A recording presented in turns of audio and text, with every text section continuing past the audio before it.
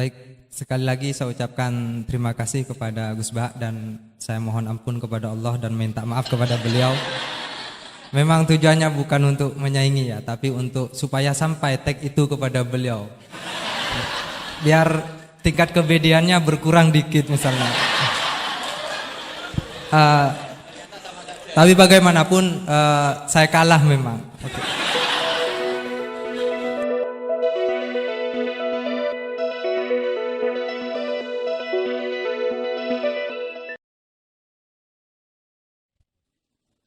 Assalamualaikum warahmatullahi wabarakatuh. Alhamdulillah rabbil alamin wa bihi nasta'inu ala umurid dunya waddin wassalatu wassalamu ala asyrafil anbiya wal mursalin wa ala alihi wa sahbihi ajma'in, amma ba'du. Rabbi israh li sadri wa yassir li amri wahlul 'uqdatam min lisani yafqahu qawli waj'al li wazira min ahli. Allahumma aftah lana hikmataka wansur alaina rahmataka min khazaini rahmatika ya arhamar rahimin. Sahabat-sahabat yang berbahagia, terima kasih sudah hadir dalam acara ngaji bareng bersama Gus Bah. Terima kasih juga kepada sahabat-sahabat Mahat Ali, alumni dan simpatisan yang saat ini sedang meramaikan pengajian secara online, masih di channel Mahat Ali. Sebelum saya buka, ada dua hal yang ingin saya sampaikan kepada narasumber kita. Yang pertama, kami mengucapkan terima kasih atas perkenan hadir untuk yang kedua kalinya. Sebenarnya Mahat Ali kemarin ada rencana sowan ke dalam Gus Bah, tetapi karena lockdown akhirnya kami tidak bisa, dan insya Allah kalau sudah keadaan memungkinkan kami akan ke sana biar sah menjadi muridnya. Itu yang pertama. Yang kedua, ini sekedar laporan, bukan untuk minta pujian, bahwa di pertemuan pertama tahun lalu kita dikritik karena ternyata ada murid yang hafal Al-Quran tapi gurunya belum ada, dan itu tidak sah. Alhamdulillah belakangan ini sudah ada 3 guru Mahat Ali yang hafal Al-Quran, Gus. Bisa. Yang pertama mohon disiapkan Ustadz Ahmadi Muhammadiyah ya.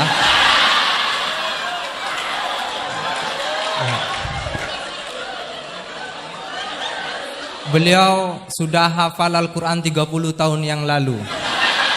Juga guru sini. Dan yang kedua Ustadz Miftahus Surur, kurang lebih 18 atau 20 juz. Terus yang ketiga Ustadz Wandi, kurang lebih 15 sampai 17 juz. Dan yang lain di moderator sendiri di berbagai juz ayat-ayat ahkamnya aja.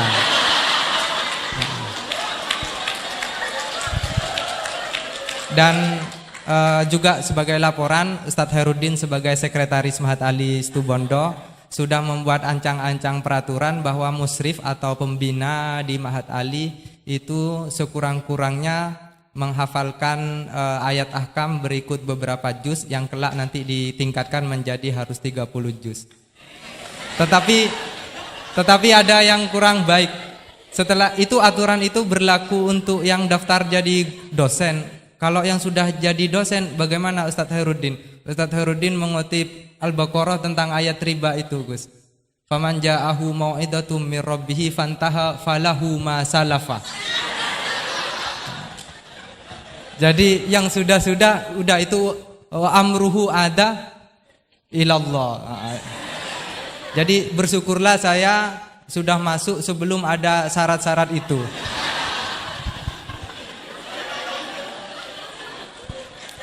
Dan yang terakhir, saya sudah kapok juga untuk mengatur kiai. Saya tidak akan ngurus temanya apa, waktunya berapa. Saya persilakan sesuka-sukanya juga saat ini dalam pengertian yang hakikat.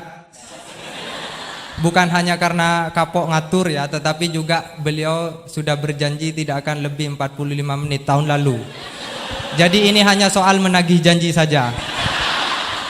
Saya persilahkan kepada Yang Mulia. Teman-teman gitu, kita ketemu lagi. Pakainya pakai apa tuh ini? Di sini kajiannya pakai apa? Fikih usul fikih, Mamosid. Pakai kitab apa? Kalau M2 Jamul Jawami, kalau M1 Ghayatul Usul, yang mutakalim. Kalau yang Muqarran usul fikih. Jamul Jamak ngambilnya gampang, ngambil susah. Ada nggak? Ada Jamul Jawami. Ngambil. Satu. Saya maunya ngambil yang gampang itu udah ada kok. Jamul Jawami. Mundur takut dites. Ya kita gurunya.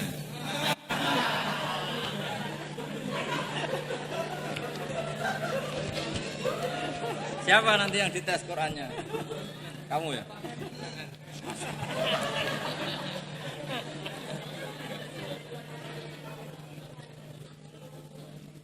Kalau fikihnya Fathul Wahhab. Dulu yang merumuskan termasuk juga Kamu asal nama Daibul Arba'ah tapi di tasir dirubah Fathul Wahhab. ini pindah kan? Enggak usah itu. Siapa yang disuruh baca? Jadi satu di sini.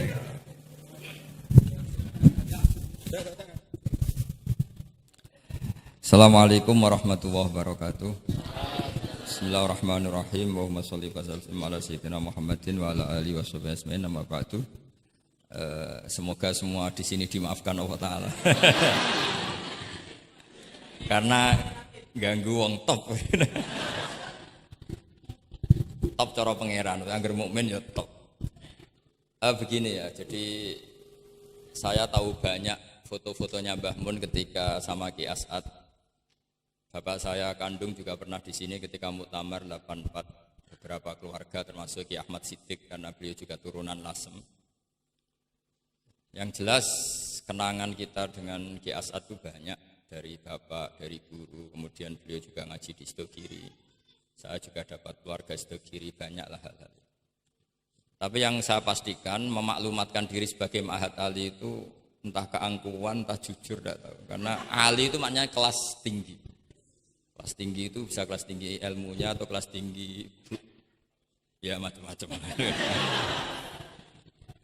Tapi saya beri contoh. Ini ya, Wahid kan masih kecil tak panggil Wahid saja.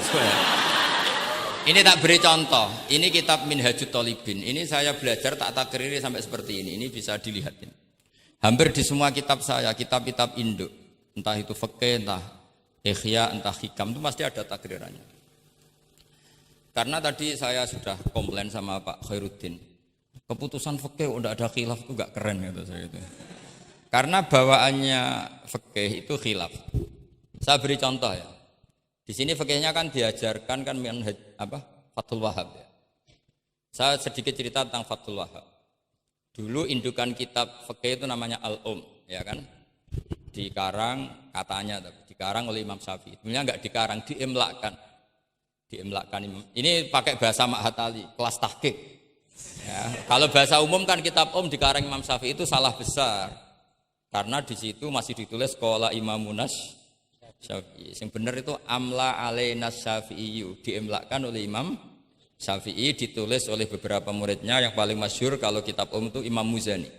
Sebenarnya di situ ada Imam Buaiti, ada Imam Robi, tapi yang paling telaten itu Imam Muzani. Sehingga kitab itu dinisbatkan pada Imam Muzani. Di beberapa itu juga ada yang dengan tanda kutip ditinggalkan oleh Imam Muzani. Disebut Infiradul Muzani anis Syafi'i.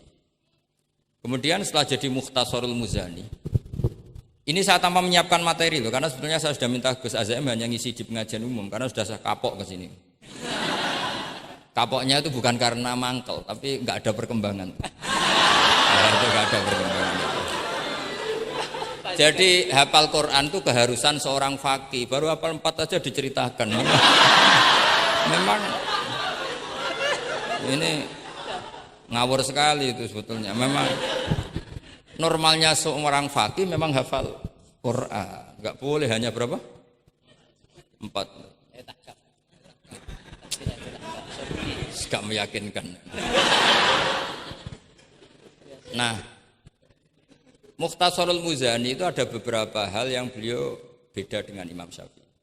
Kemudian disarai namanya kitab Nihayatul Matlab fi Dirayatil Madhab oleh Imam Haramain. Saya punya kitabnya dan tak pelajari. Oh, ini maklumat. Bukan niat sombong, ini niat cerita fakta.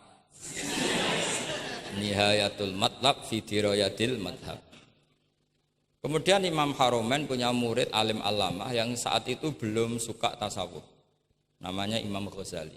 Beliau akhirnya menulis Al-Basit, berhubung Mak Hatali sinau basit gak pati iso mergo kegeden digenti Al-Wasit.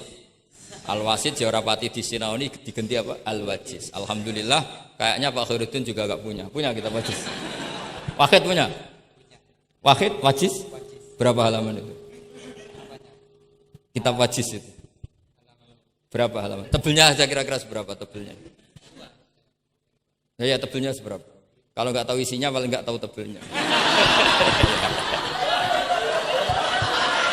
harganya masih ingat ya? Kalau nggak tahu isinya tahu harganya ya. Cetakannya DKI apa? Ya, ingat dia kalau uang ingat dia.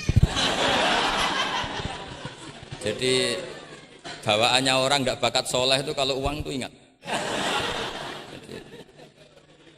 Terus setelah itu diringkas lagi sekaligus ada kritik tertentu, komplain tertentu disebut Al-Muharrar. Jadi memang syaratnya fikih itu harus ada yang komplain karena nggak bisa final. Disebut apa? Al-Muharrar. Al-Muharrar itu ya sudah dinamain Al-Muharrar yang sudah diteliti oleh Imam Rafi'i. Ada yang komplain lagi ya setengah sarah tapi setengah komplain. Namanya Minhajut Thalibin. Minhajut Thalibin dikomplain lagi di era Syekh Zakaria Al-Ansari. Dari masdar dengan jamak mudzakkar salim diganti manhajut thullab. Ya maknanya sama, minhaj sama manhaj maknanya sama, thalibin jamak mudzakkar salim, thullab jamak taksir. Jadi asli ini yo cara Jawa mau akal-akalan tok, minhajut thalibin jadi manhajut thullab. Kemudian manhajut thullab itu dikarang sangat ringkas. Sehingga yang baca itu tidak paham. Mu'alifnya akhirnya dengar-dengar kalau anak-anak Matahali itu tidak paham. Akhirnya terus manhajut thullab disarai sendiri oleh Syekh Zakaria Al-Ansari. Jadi Fathul Wahab. Loh alhamdulillah ya masih banyak yang enggak paham. Padahal sudah sarah. Artinya sarah kan gampang. Ya tidak paham itu bagus kan kita ngaku tidak paham tawadhu. Daripada ngaku paham enggak paham mendingan ngaku enggak paham kan. Kemungkinannya dua kalau ngaku gak paham. Mungkin tawaduk, mungkin betul adanya. Yang kedua lebih Nah saya cerita sedikit tentang kenapa fikih itu harus ada dan selalu ada khilaf. Karena itu masalah furu'iyah. Apa? Saya beri contoh, ini kitab Minhajut Thalibin. Dan saya punya catatannya banyak. Oh sampai gini, sampai sarah-sarahnya punya. Terus catatannya ya banyak. Saya bangun tidur saja bisa, saking seringnya belajar. Dan saya alhamdulillah tidak punya masalah ingatan. Jadi kadang banyak guru punya masalah apa? Ingatan. Tapi tidak perlu dianggap harus kemana gitu, ke rumah sakit apa, tidak perlu, nggak ingat gitu. Misalnya sampai tak kasih tahu. Siapa paling pintar jagomu tak bedaan. Yang namanya sujud misalnya. Sujud itu apa coba? Secara lughat. Wat'ul jabha alal ardi. Sehingga Imam Rafi'i berpikir sujud itu asal ada wat'ul jabha alal ardi ya sah adanya. Dan beliau mengklaim, ini saksinya Pak Khairuddin ini, wasabe as-sujud wa aqalluhu mubasyaratu ba'di jabati musallahu. Ya. Beliau hanya mengatakan wala yajibu wat'u yadaihi wa rukbataihi wa qadamaihi fil azhar. Wala yajibu. Ini kalau enggak percaya, sama baca. Masih tarakum bisa ya? Coba baca. Wala yajibu coba wat'u yadaihi pakai nada Indonesia jangan nada negara sebelah coba. Wala yajibu wat'u yadaihi wa rukbataihi wa qadamaihi fil azhar. Jadi menurut Imam Rafi'i ketika sujud itu tidak harus wat'ul yad, tidak ada wat'ul rukbah, tidak ada wat'ul. Nah, karena secara lughat yang namanya sujud itu ya seperti itu, wat'ul jabha. Dan sujud itu sudah dikampanyakan sedemikian rupa bentuk ketertundukan tertinggi, yaitu dengan watul jabhah. Artinya posisi kepala di bawah pantat. Tapi terus Minhajut Thalibin, padahal Imam Rafi'i ketika ngarang itu menyebut fil adhar dalam kitab Al-Muharrar. Terus kultu kata Imam Nawawi al-adhar wujubuhu. Ya masyhur kan, karena Imam Nawawi berdasar riwayat umirtu an asjuda ala sa'wati al-zumin al-jabhah wal yaden warubaten wal qadam. Saya baca lagi ya, umirtu an asjuda ala sab'ati alzumin al-jabhah wal yaden warubaten wal qadamen. Nah, andekan Imam Rafi'i ketemu Imam Nawawi, kamu ikut kubu siapa? Nawawi kan? Nah, sekarang oke, berdasar riwayat dan praktek guru-guru kita semuanya seperti itu. Kalau sujud melibatkan 7, oke, itu berdasar riwayat dan berdasar perilaku guru-guru kita. Oke, secara sanad kita tidak punya pilihan, pasti seperti itu. Ikut guru. Tapi kalau pertanyaannya dibalik, saya ulang, pertanyaannya dibalik. Min asbabir riddah itu adalah sujud lisonamin. Kira-kira kalau ada orang sujud hanya watul jabhah lisonamin, sudah murtad apa belum? Murtad kan? Loh enggak, sudah murtad belum? Termasuk murtad kan sujud lisonamin atau li ghairillah. Kira-kira untuk murtad syaratnya melibatkan 7 anggota apa cukup watul jabhah?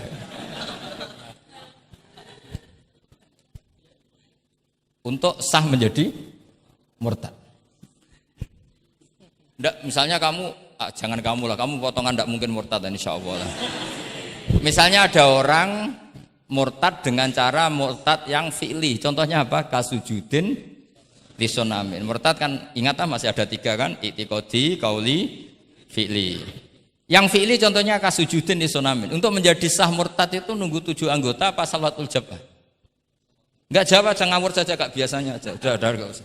Kan biasanya ngawur terus enggak apa-apa, masih anak-anak aja. Hati-hati aja tetap ngawur apalagi. Enggak, menurut kamu sudah murtad belum? Ya kan murtad kan? Artinya kalau itu sah untuk menjadi murtad, harusnya juga sah untuk menjadi sujud, karena sama-sama simbol. Sujud watul jabhah faqat ya simbol takzim ke Allah setinggi-tingginya. Kenapa menjadi murtad? Karena ini simbol hormat kepada sonam setinggi, sehingga Imam Rafi'i berpendapat sujud itu tidak harus melibatkan anggota 7. Ya kira-kira gitu lagi. Makanya tadi saya juga matur Mas Hasan, piye gurumu mbok kanyamu lah, guru keduren. Maca fikih ora ana khilaf iku fikih apa? Fikih ben seru itu harus ada khilaf. Ya ini sama yang baca supaya jadi seksi. Kalau menurut Imam Rafi'i seperti itu. Enggak, ya harus jadi wala yajibu ini. Enggak akan keliru. Tadi kan sudah tak baca. Wala yajibu wad'u yadayhi wa rukbatayhi wa qadamaihi fil adhar. Imam Rafi'i di Muharrar terus qultu al adhar wujubuhu. Ya kan sama-sama bilang al-adhar. Imam Rafi'i bilang enggak wajib ya al-adhar. Imam Nawawi bilang wajib ya al-adhar. Kamu partai mana? Ditutup wallahu alam. Oh, iya.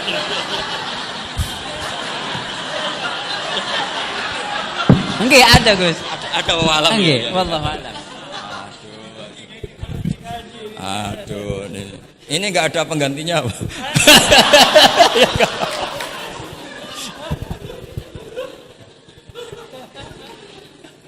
Jadi fikih itu mau tidak mau harus khilaf karena sudut pandangnya seperti itu. Misalnya sopan itu baik. Misalnya saya di sini, kiai kamu saking sopannya itu dodok mulai sana itu bagus. Tapi nak kiaimu apa kepleset terus kue sopan. Sedang kiaimu kesemper lagi dok. Sehingga kita sebagai kiai itu mikir sopan itu bagus. Tapi kalau berlebihan kan tidak efektif kan. Cong aku pengen jedeng tuntun kayak kokono. Soal sini tuh kan deprok terus melaku ke sini. Jadi makanya ya kita harus ngeritik juga, sopan berlebihan juga akhirnya ada efektif. Jong sedang kiaimu tiba mati kayak lagi dok kan gitu kan. Nah, sekarang perempuan juga gitu. Mbak-mbak yang cantik tuh baik sopan apa baik tidak sopan? Baik tidak sopan. Karena kalau sopan sama Pak Wahid, ayo sopan, mesti eling terus ra iso turu. Tapi nak ra sopan. Seneng aku, gaji ini Mahatali mau piro. Itu langsung lupa. Dan itu bagus karena melupakan Nah, lo betul ini kan katanya tadi siapa yang hafal Quran? Ya nisa an-nabi lastunna ka ahadim inan nisa. Ini taqaitunna fala takhdu'na bil qaul fayatma alladzi fi qalbihi marad. Wahai orang-orang yang cantik, kalau ketemu lelaki itu jangan terlalu sopan. Fala takhdu'na bil qaul. Kalau ngomong jangan terlalu khudu karena bawaannya lelaki yang fi qalbihi maradun, khudu itu dianggap mau. Saya tadi ada Mbak cantik sama Pak Khairuddin atau sama Pak Wahid sopan. Mohon kalau derek guru mawon, mesti pikirannya, oh maksudnya gelem tak wayo, mesti dah. Padahal maksudnya derek itu menderek mata pelajaran. Tapi utek-utek begini itu kan, yang fikol dia apa? Marot, contoh saja loh. Tapi bisa fakta. Itu mesti pikirannya itu kemana-mana. Mohon kalau derek Pak Fakid mawon, ngomong wong ayu, nak sengelak kan rati pikir. Sehingga unik. Khusus perempuan yang cantik itu sopan itu tidak baik di dalam komunitas lelaki yang fi qalbihi karena pikirannya mesti padahal Mbak tadi bilang gitu maksudnya anut Pak Wahid ikut mata pelajarannya tapi pikirannya sampean kan bisa enggak gitu fala takhdu'na bil qauli fayatma alladzi itu hebatnya Quran jadi psikologi lelaki juga dibicarakan bawaannya lelaki kalau ketemu perempuan cantik kok sopan kok memberi harapan iku terus golek dukun mahabbah ngono. Kayak apa pintere Quran. Lah ini sayangnya yang hafal baru 4. Padahal saya satu mobil saja tadi hafal berapa Gus? Fakih satu mobil. Karena pondok saya memang pondok tahfidz. Jadi yang derekno saya banyak yang hafid. Jadi satu kelas kalah dengan satu mobil. Supir saya hafal Quran, penderek saya hafal Quran, yang bawakan tas ya. Oh kalah jauh itu sudah. Yang ngatur kiai tidak hafal Quran. Iya, memang pondok saya pondok tahfidz karena memang pondok tahfidz. Jadi seperti itulah. Masa kamu menyarankan orang tidak sopan? Tidak mungkin kan. Masa kita ngajari santri-santri gak sopan? Tidak mungkin. Tapi kalau kamu ajari sopan, khusus yang cantik, ketemu lelaki yang seperti itu, akibatnya fayatma alladzi fi qalbihi marad. Makanya di sarah-sarah atau di tafsir-tafsir sampai ada penjelasan wa yusannu lil marati takhlidu sautiha. Perempuan disunatkan menebalkan suaranya untuk menghilangkan rasa apa? Syahwat lelaki tadi. Terus paling enggak misalnya enggak mau nebalkan ya judes. Misalnya ketemu Pak Wahid, "Mbak apa ning ndi?" "Gak urusanmu." Oh, itu mesti langsung lali. Nah, tapi nak jawab, badhe napa ngersakno napa nggih kula tak derekno jenengan riyen. Wah, bahaya. Padahal maksudnya derekno iku ya mata pelajaran, ndak ada hubungannya dengan mau dinikah. Tetap muni naudzubillah lah kalau itu. Nah, itu fikih.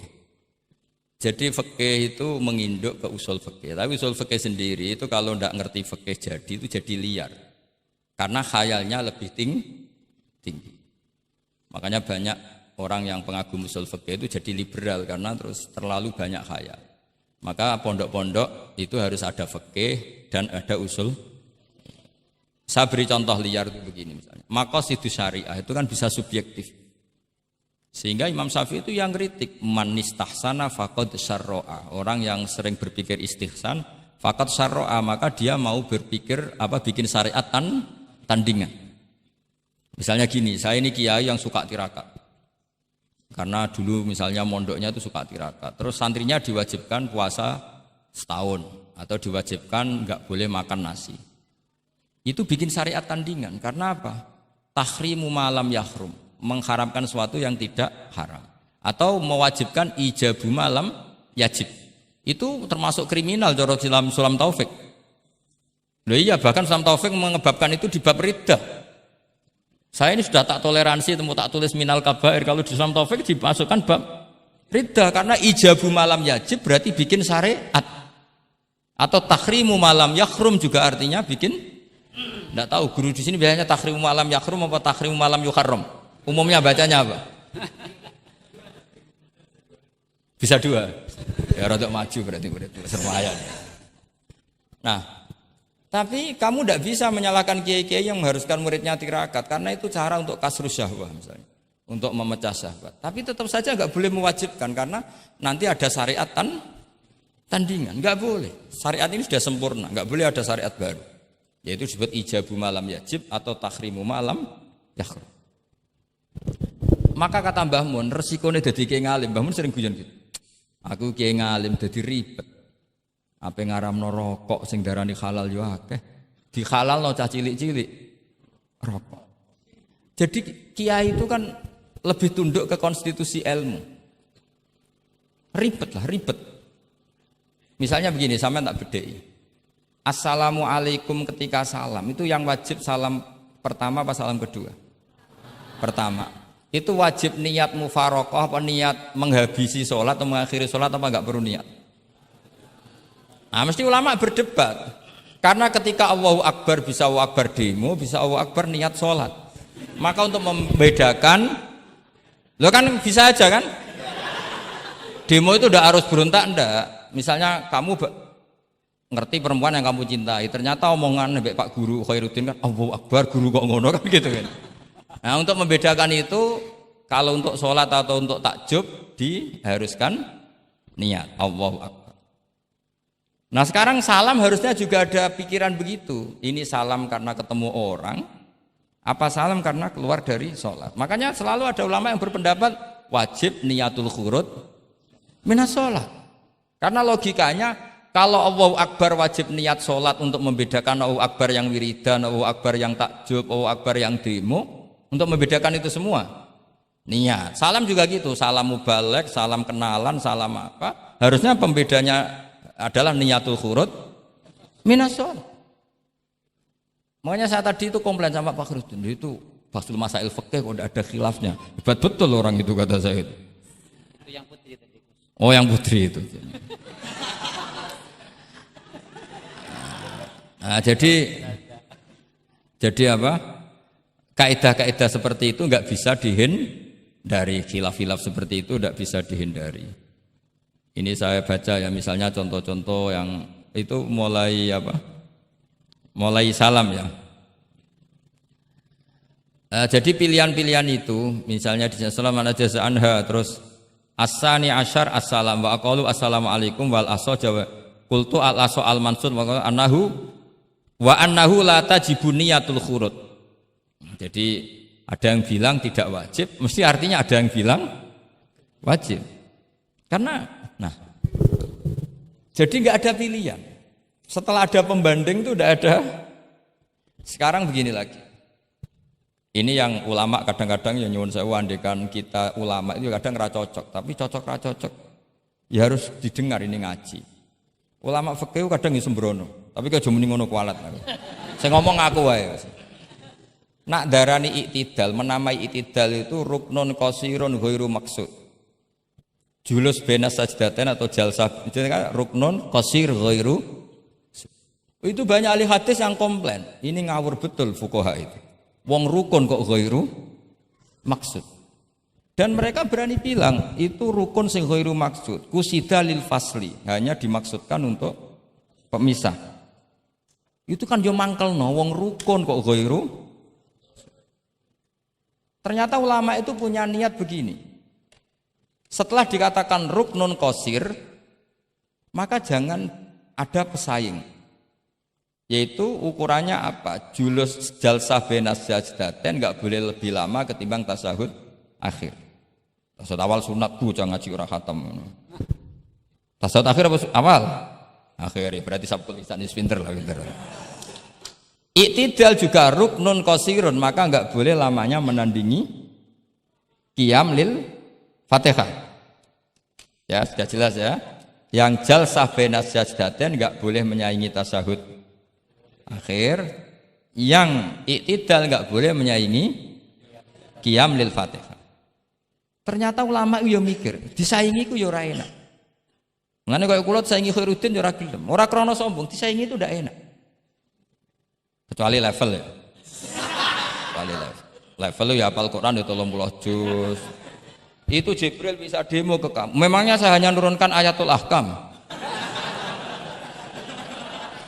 Enak saja milik. Memangnya selain Ayatul Ahkam nggak menarik? Itu kalian semua pasti berhadapan dengan Jibril. Coba Jibril nurunkan semuanya apa hanya Ayatul Ahkam? Kalau saya ketemu kan aman.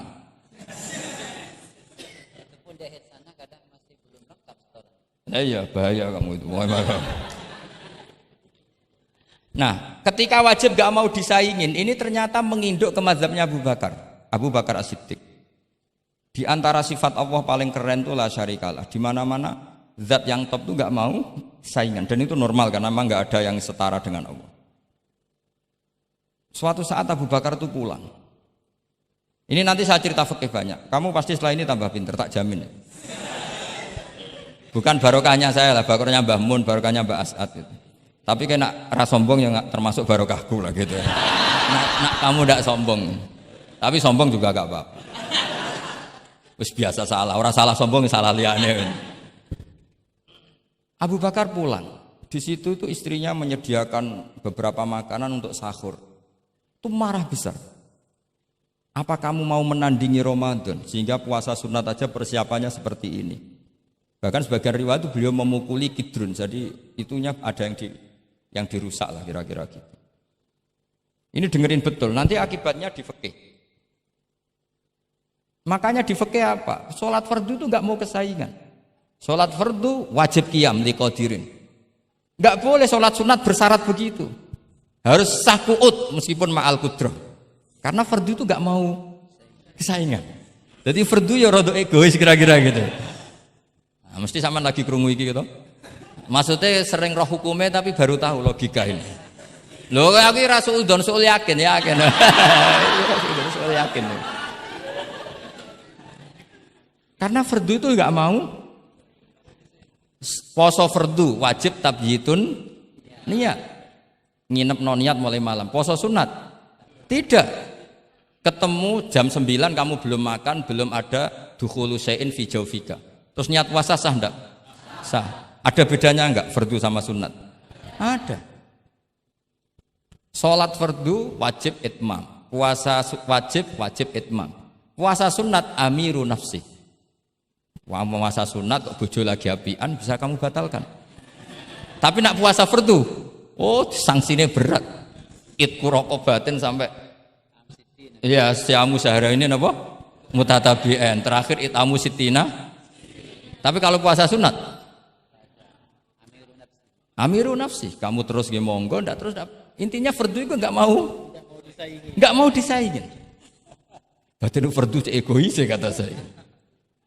Nah, Abu Bakar sampai begitu.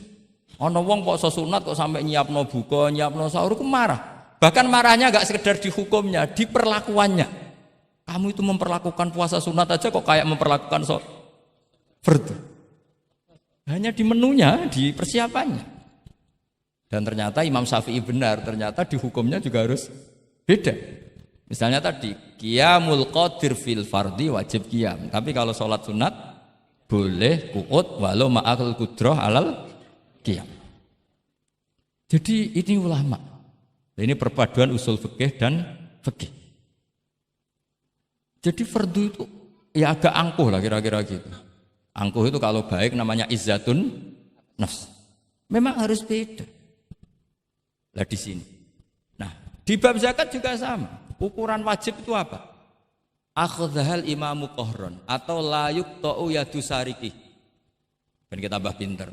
Tetap goblok ya ora apa-apa zaman akhir, tapi kita tak pinterno sithik lah. Ketika seseorang diputuskan wajib zakat, kok tidak mau zakat? Efek hukumnya apa? Akhdhal imamu qahron. Imam boleh ngambil paksa. Atau kalau mustahik itu nyuri dengan kadar yang memang jatahnya la tuqta'u yadu. Mergo ana syubhatul milki. Jadi, paham ya? Jadi sampean misalnya fakir, tanggane Pak Khalidin gak gelem zakat, nyolong jatah. Andaikan dia lomo mustahik kamu itu dapat sekian. Itu enggak boleh dipotong tangannya karena kamu ngambil jatah. Jadi sekali diputuskan wajib itu punya akibat akhdhal imamu qahron atau la tuqta'u yadu sari. Jadi itu fikih. Jadi fikih itu konsisten. Nah sekarang yang dikatakan fikih itu ainut ta'ah, apa shawab, apa hak. Nah, itu yang ulama berdebat. Sekarang misalnya sampean tak bedheki begini.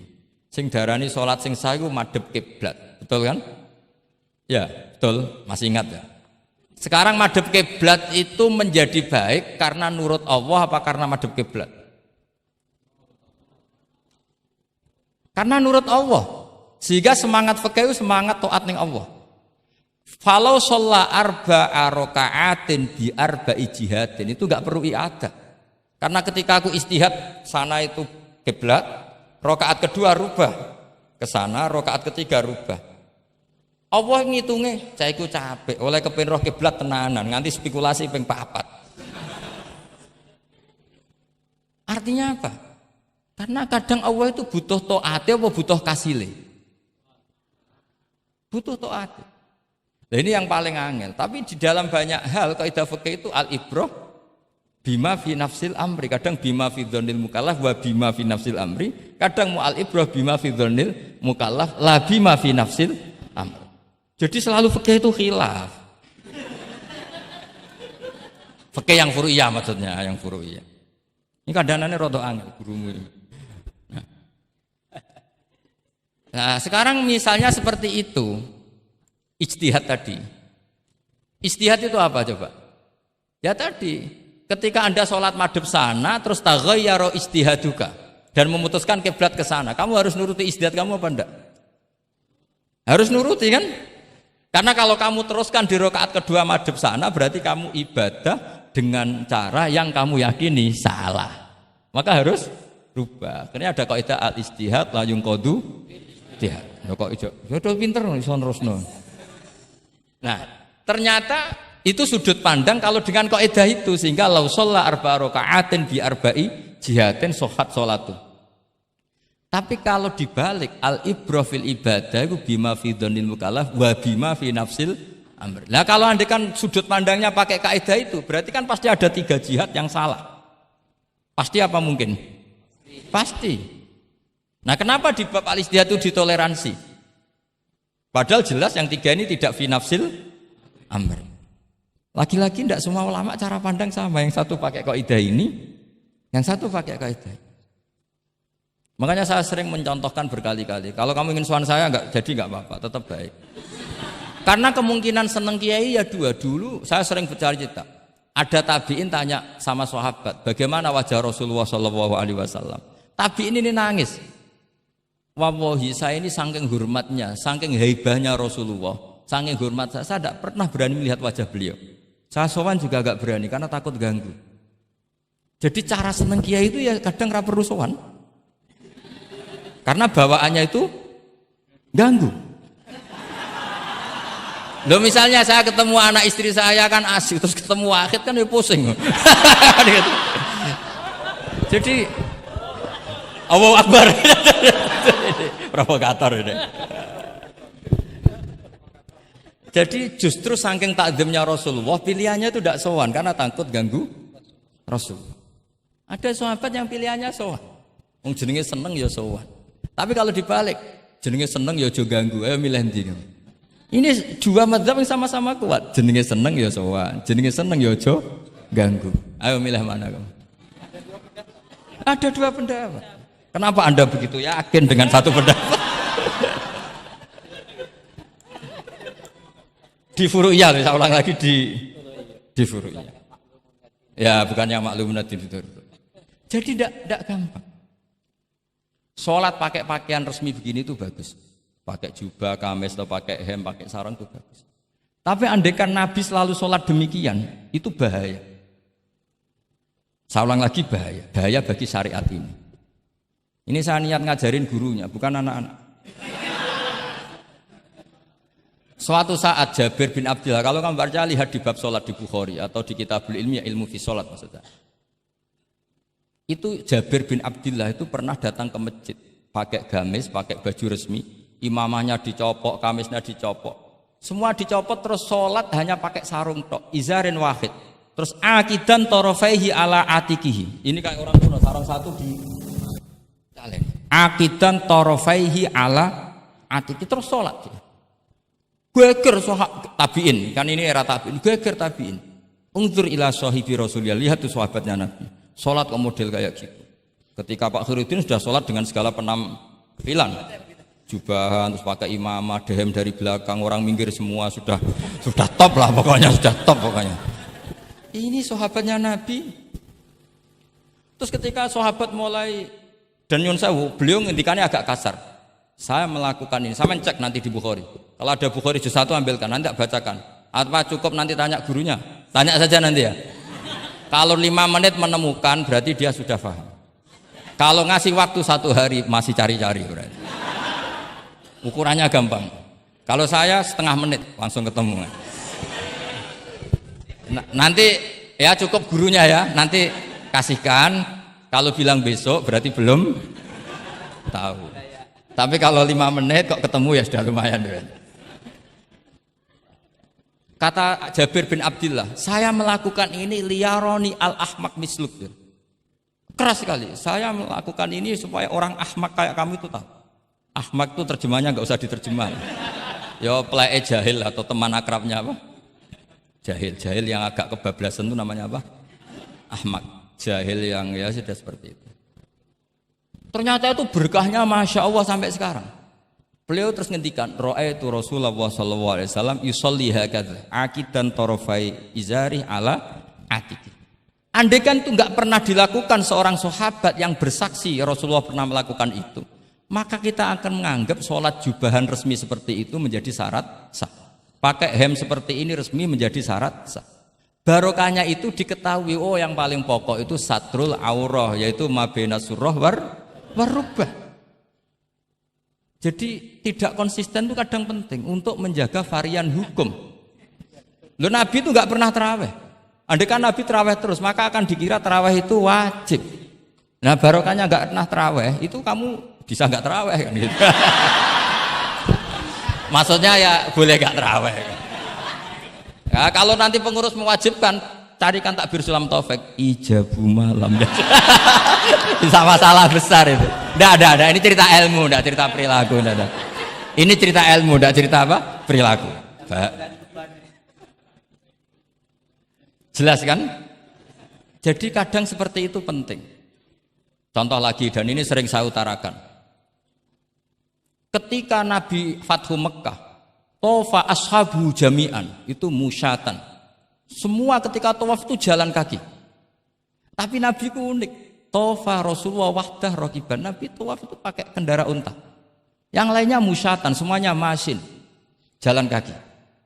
Tapi Nabi malah tofa rokiban. Padahal jelas kaidahnya al-ajru biqadrit. Tapi andaikan Nabi kok tofa masyian, maka kita tidak tahu caranya tawaf. Tidak tahu hukumnya. Atau paling enggak nganggep bahwa syarat sahnya tawaf harus jalan. Tapi barokahnya Nabi tofa rokiban, akhirnya ada hukum, ternyata syarat sahnya tawaf tidak harus jalan, tapi boleh berkendara. Akhirnya kita tahu orang sepuh sedikit tawaf pakai kursi roda, pakai macam-macam. Jadi semuanya itu berkah, perbedaan itu berkah. Tapi yang baca harus orang alim. Kalau orang yang fikal bi marot ya, piye Nabi karep wong liya kon mlaku ndek enak-enakan numpak. Ya ribet nek kena wong sing fikal bi marodun fazatahum wa marad. Jadi ribet ini, ustadz satu ini ribet. Ya subuh kesiangan, ini contohnya kok kayak perilakunya. Ini Kiai Hasan contohnya kayak perilakunya. Sholat itu ada waktunya. Sekali waktunya habis, normalnya sudah tidak wajib. Ya enggak? Kamu mau sekolah, selesainya jam 12, kamu bangun setengah 1. Harus sekolah apa enggak usah? Karena momen sekali kelewat kan enggak bisa diulang kan? Normalnya sholat qadha itu tidak wajib, normalnya. Karena momen waktunya sudah habis. Dan qadha normalnya juga nyuwun sewu haram. Normalnya. Tapi berhubung Pak sering kodok terus bilang nggak haram kan? Karena yang kodok bukan hanya santrinya tapi apa? Gurunya. Tapi nyun sewu, Nabi itu tahu ditakdir kodok. Saya tidak bilang Nabi kodok, ditakdir kodok. Ini bedanya Nabi dengan kamu. Nabi pernah ditakdir kodok. Dan nyatanya Nabi tetap sholat. Akhirnya jadi syariat qadha itu tetap. Andai kan Nabi tidak pernah qadha, maka orang cara berpikir waktunya kan sudah habis. Pasti malaikat bagian nyatet sudah enggak ada. Lah lha apa sholat wong sing nyatet wis tutup buku kan? Karena logika waktu itu kalau momennya kelewat ya sudah normalnya. Tapi agama ini tidak seperti itu. Berhubung Nabi pas qadha juga sholat. Itu kayaknya juga jamaah ya. Wah itu yang ribet itu. Ya kan jamaah kan itu. Jamaah kan? Wah aku nak mbok praktekno ning pondok. Ya ribet. Separuh pondok qadha terus dimami Khairuddin sing qomat wahid. Wah. Perkara kan? Nah barokahnya ngerti kunut itu sunat, pura-pura ndak kunut. Akhirnya kayak orang baik kan, yaitu mau melakukan sholat duha. Ini, ya akhirnya guru saya sedang sholat duha. Itu husnudon yang gioblok.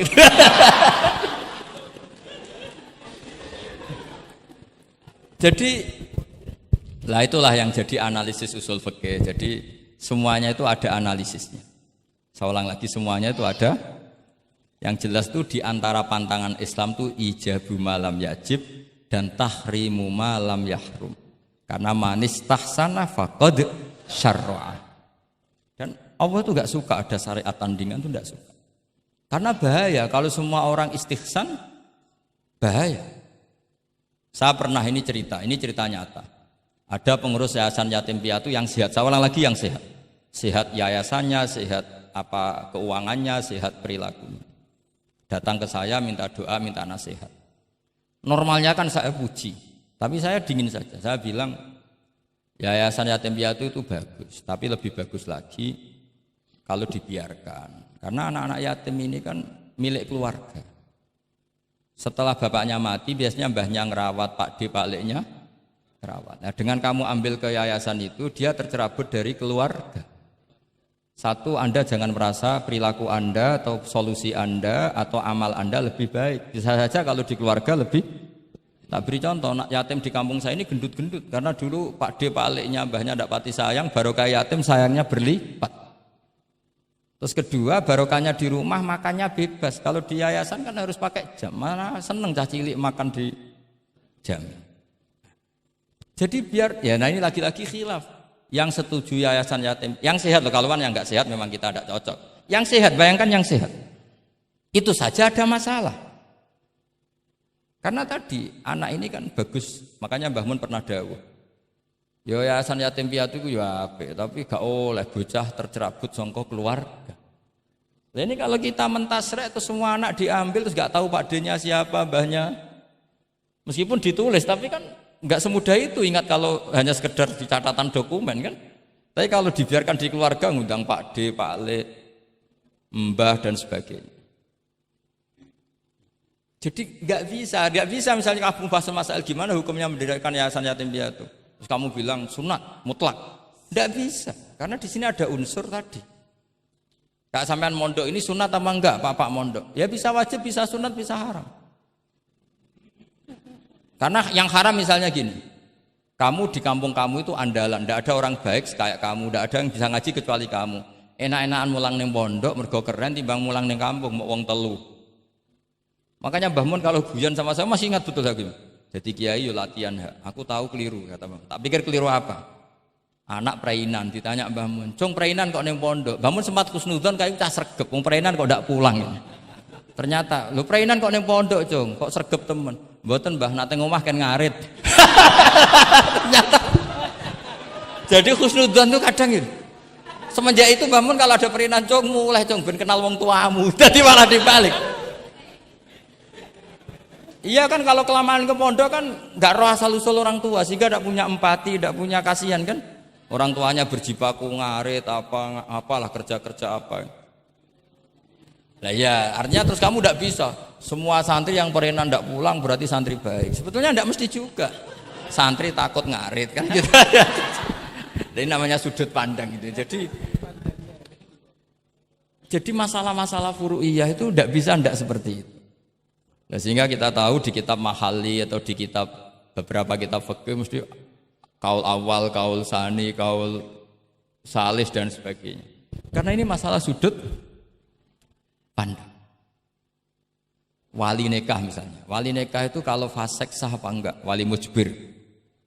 Ada ulama yang mengatakan kalau wali mujbir fasik tetap sah jadi wali. Likamali syafaqatih, karena seorang wali ini pasti sangat sayang. Meskipun fasik dia orientasi tentang anaknya tetap bagus. Ada yang bilang enggak. Kalau fasik harus dicabut hak walinya. Di mana-mana orang fasik sudah error. Jangan-jangan karena dia pemabuk atau karena dia tukang judi, pikirannya dapat menantu yang kaya meskipun tukang judi. Bahaya ini kalau diberi hak wilayah atau hak wali. Makanya ulama mengatakan sekali fasik dicabut. Nah ya, yang satu memandang umumnya orang tua meskipun fasik tetap likamalis. Tapi kata siapa di sosial itu mesti semua orang begitu apa tidak mesti? Tidak mesti. Makanya kaul sani mengatakan cabut saja. Li'annahu la yu'manu ayadu'aha inda fasikin mislih. Karena siapa yang bisa menjamin kalau dia tidak mengawinkan putrinya dengan orang fasik yang sejenis? Orang fasik pasti komunitasnya juga fasik. Dan dia nganggap orang fasik itu tidak problem, wong dia sendiri fasik. Wes dok untuk iki capek, jebule capek sing tau ngutangi ning nggon judi. Karena dia punya ukuran apik versinya dia. Lagi-lagi fikih kok mujma' alaih mau piye? Yo. Yang furu'iyah maksud saya, yang furu'iyah. Iki pinter toh cukup ya? Sudah 45 menit. Mohon ngoten mawon. Assalamualaikum warahmatullahi wabarakatuh. Satu mungkin. Ya, mungkin satu ya, putra dan satu aja ya, putra dan putri. Ya. Enggak, satu saja Gus. Oke, bismillahirrahmanirrahim. Terima kasih. Mungkin yang tadi perlu saya berikan catatan. Oh ya, catatan ya. Saya ingin beri catatan bahwa kita tadi sudah dapat kalau fikih itu karakternya adalah khilaf. Jadi ya yang furu'iyah lah, yang furu'iyah. Oke. Yang furu'iyah karakternya khilaf sehingga kita harus terbiasa berbeda. Dan soal tadi kesantunan, kesopanan itu orang ekspresinya berbeda. Kadang kita salah ketika kita mengkritik, kadang ketika kita berbeda pendapat kita lalu dianggap tidak santun. Padahal ulama-ulama kita soal urusan furu'iyah itu hal yang biasa. Termasuk bahkan mungkin yang tadi sering dikali dikutip oleh Gus Baha, manistahsana faqad syarra'a, bahwa itu adalah kecaman dari Imam Syafi'i. Mungkin Gus Baha perlu, saya tidak tahu ya. Ini tag ini sudah sampai atau tidak kepada beliau. Ya, saya bacakan tagnya. Saya harus baca. Kalau ingatan tidak sebaik beliau saya. Tapi kalau catatan saya lebih baik mungkin. Fawatihur Rahamut. Qala Syekhul Akbar. Inna maqsudas Syafi'i min qawlihi man istahsana faqad syarra'a. Hada madhul mustahsin. Wa arada anna man istahsana faqad sara bimanzilati nabiyyin dzi syari'atin wa atba'u syafi'i lam yafhamu kalamahu. Saya tidak ingin mengatakan beliau tidak paham, mungkin tag ini enggak sampai. Ala wajhi hada wallahu a'lam. Jadi bahkan yang kita anggap itu sudah sangat pasti Syafi'i sedang mengecam, ternyata ada juga khilaf. Ternyata maksudnya Syafi'i adalah sedang memuji, madhul mustahsin. Faqad sara bimanzilati nabiyyin di syari'atin wa atba'u Syafi'i lam yafhamu dzalika. Walaupun wallahu a'lam. Ya, tapi poin-poin saya adalah akui bahwa ada perbedaan, gitu kan. Oke, silakan saya beri pertanyaan satu saja. Oke, mungkin Ustadz Khairuddin bisa menentukan siapa? Saya Jaya yang menentukan. Oke, Lutfi, mohon maaf bukan soal berkualitas tapi dia lebih dulu sampai di sini karena dekatnya. Dipersilakan.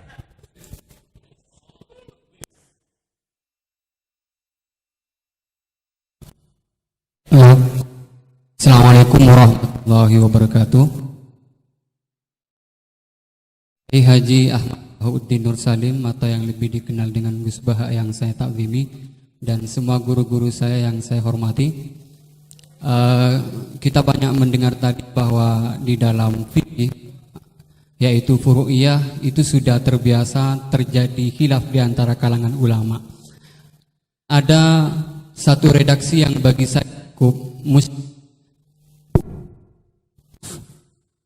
ada satu yang menurut saya di antaranya di dalam Bu Jairami Al-Khatib.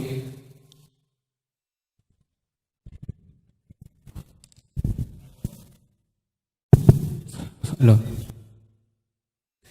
Di antaranya redaksi yang terdapat dalam kitab Bu Jairami Al-Khatib, dan ini juga dikutip di dalam kitab I'anatul Thalibin ketika membahas soal apakah ad-dukhon itu dapat membatalkan puasa atau tidak.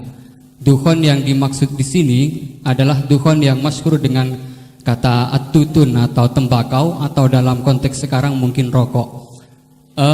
Itu kan ulama sebetulnya berbeda pendapat, bukan hanya dalam apakah membatalkan puasa atau tidak, bahkan hukum rokoknya aja ulama sudah berbeda pendapat. Tetapi kemudian ada redaksi yang menarik bagi saya cukup muskil, yaitu beliau tiba-tiba mengatakan begini, la'anallahu man ahdatsahu. Semoga Allah melaknat orang yang memproduksi rokok. Itu penting digarisbawahi. La'anallahu man ahdatsahu. Man ahdatsahu bukan man ista'malahu.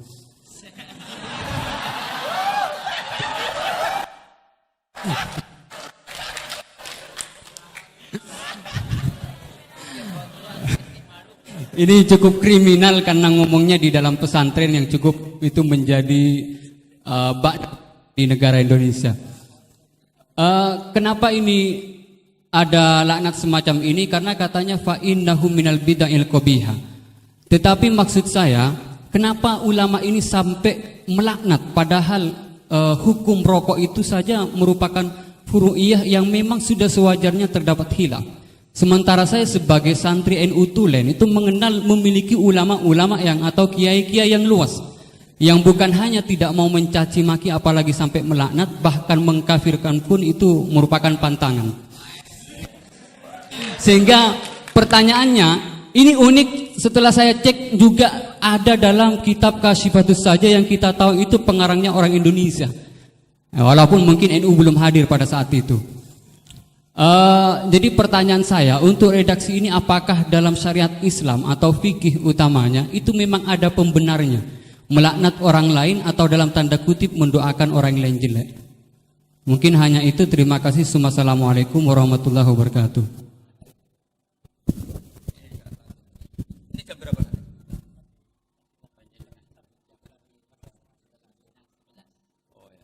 Bismillahirrahmanirrahim. Semoga Allah mengampuni Pak Wahid. Itu takbir itu ngawur sekali. Itu Syekhul Akbar, yang dimaksud di itu Ibnul Arabi. Itu termasuk statement sing mimma yuhaddaru bih. Jadi yuhaddaru anhu. Termasuk fatwa-fatwa yang orang harus menghindari. Apalagi itu justifikasinya wa atba'u Syafi'i la yabamuna. Sampean lihat di semua kitab usul fikih itu masyhur itu ibtalul istihsan. Termasuk di kitab Sayyidina Muhammad Syari'atu wa Al-Khalid. Semua kitab usul fikih Imam Syafi'i menolak istihsan apa menganjurkan? Menolak. Sekarang keyakinan orang banyak Imam Syafi'i menolak, dengan satu orang Imam Syafi'i memuji. Jumhur versus wahid satu orang. Doakan ya semoga Allah memberi tobat. Loh, saya tuh tahu betul itu. Jadi itu kan seseorang satu, yaitu Ibnul Arabi, mengvonis ashabus Syafi'i la yafhamuna. Padahal di semua kutubus Syafi'i, jumhur memang mereka tahu kalau Imam Syafi'i itu menolak istihsan. Jadi itu jelas manistahsana faqat syara'a itu kalimatu dzamin minhu, bukan kalimatu madhik. Itu jelas ya. Nah, yang menyangkut rokok tadi saya kan sudah mengulang. Kalau rokok dengan arti rokok itu kita ngikuti guru-guru kita, tidak pernah mengesahkan orang puasa yang rokok. Jadi ini bukan masalah furu'iyah. karena tetap dianggap ain. Jadi ini saya sendiri secara pribadi dan kalian harus setuju karena anut guru-guru kita tidak akan mengesahkan orang puasa merokok. Karena dukhon itu termasuk ain. Selain itu tidak perilaku guru-guru kita. Nah, soal khilaf tentang rokoknya sendiri tidak urusan dengan puasa loh ya, saya ulang, tidak urusan dengan puasa. Itu karena memang tadi malam yadul kan al aslu fil asya al ibahah kan, malam yadulat dalil ala tahrim. Jadi ya taruhannya halal dulu, tapi tidak urusan orang puasa. Saya ulang lagi loh, karena salah paham ruwet. Nah, kalau masalah laknat tadi, laknat itu ibaratun anil bukhdi. Jadi tidak, laknat itu tidak harus yang orang itu harus kesampaian lah kira-kira. Jadi kalau sampean tanya hukumnya melaknat orang mukmin gimana? Jelas di Sulam Taufik laknul mukmin itu tidak boleh. Tapi manusia itu tidak cukup punya bahasa untuk mengekspresikan kebencian atau tidak suka. Kadang-kadang spontan terlontar kata apa? La'anahu. Jadi itu hal-hal yang bawaan sabkul lisan. Itu kan sama dengan orang Arab bilang la wawah. Karena nggak bisa dihindari. Makanya di bab tolak, dengerin ya bab apa?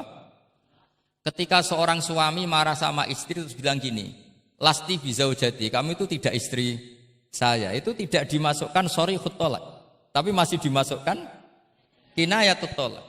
Karena maksudnya lelaki ketika sadar tadi, kamu seperti ini tidak seharusnya. Seakan-akan perilaku kamu tidak perilaku seorang istri. Sehingga itu tidak dimasukkan sharihut tolak, tapi dimasukkan, padahal kalimatnya jelas, kamu tidak istri saya. Tapi itu kan bawaan emosi. Itu kan seperti kiai baru duka, ora santriku nak sing penggaweane kodok. Nah, sekali-kali kiai ini takut. Terus kalau santri ini tiang lintu, yo ora ngawur ya. Karena ya ora trimo nak santri ini dipek wong liya kan gitu. Pasti juga gak terima kan kalau diakui orang lain. Sama ketika kamu marah sama istri kamu cantik, lasti bizaujati. Terus bojomu takut. Berarti aku bojone wong liya. Ojo ngawur. Kan Yeman juga kan? Eman kan? Jadi makanya di semua hukum itu selalu kalau masalah ungkapan kalimat itu kira-kira yang mirip la yu'akhidukum wa billaghwi fi aimanikum, karena bawaan kalimat spontan itu pasti ada. Makanya dulu ada sahabat yang nyuwun sewu Nabi ngendikan papa gitu, terus agak terganggu itu, padahal Nabi ngendikannya ya spontan, tapi tidak sampai laknatullah. Akhirnya Nabi, "Ya kamu tidak usah susah. Fa'ayul muslimina adaituhu aw sababtuhu aw syatamtuhu wa laysa dzalika ahlan wala sa'ahlan lidzalik apa faj'al dzalika kafaratau wa zakatau wa ajra." Jadi apa ya, bawaan spontan itu pasti ada. Ya saya ulang lagi ya, ini yang kembali ke takbir tadi. Itu bahaya betul tuh. Jadi Ibnul Arabi itu termasuk tulisan-tulisannya mimma yuhadzaru anhu. Ya pernah dengar toh?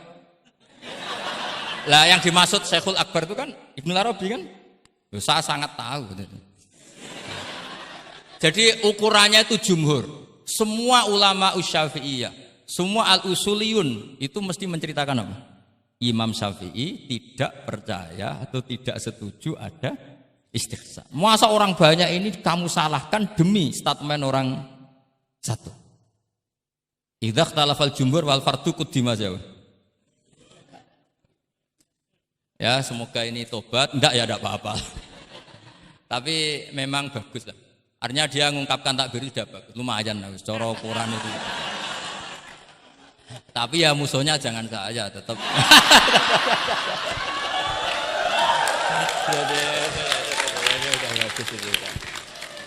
Kalau ada yang jauh seperti Abdul Wahab Wartab memadukan yang dimaksud. Oh enggak mungkin, itu memang salah. Jadi cari saja di ya ibtalul istihsan. Ya pokoknya walhasil ashabu Syafi'i semuanya menolak istihsan. Wong Imam Syafi'i butuh gini. Kalau nanti ada istihsan yang baik, mintanya Imam Syafi'i jangan katakan istihsan, itu masuknya kias. Karena kalau kias kan ada makis, nginduk ke makis aleh. Lah makis aleh ini ada nasnya. Pokoknya butuh Imam Syafi'i itu jangan sampai orang tercerabut dari akar Quran dan hadis, kemudian istihsan dengan subjektivitasnya sendiri, dan itu kalau pakai subjektivitasnya sendiri namanya fakot syarro. Dong ya ini. Oh, alhamdulillah. Tapi ini sudah pinter loh ya, jangan terus.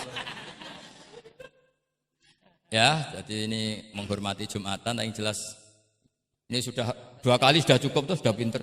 Iya sudah. Loh, provokator. Nggih wonten ditutup Al-Fatihah.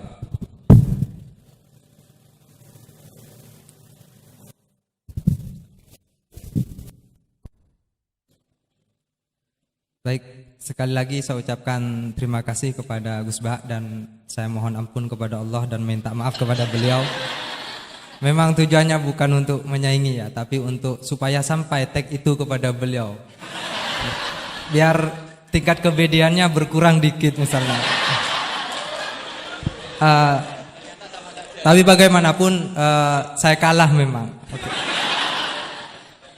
Ya, kita tutup dengan bacaan surah Al-Asr 1 kali bersama-sama. Bismillahirrahmanirrahim.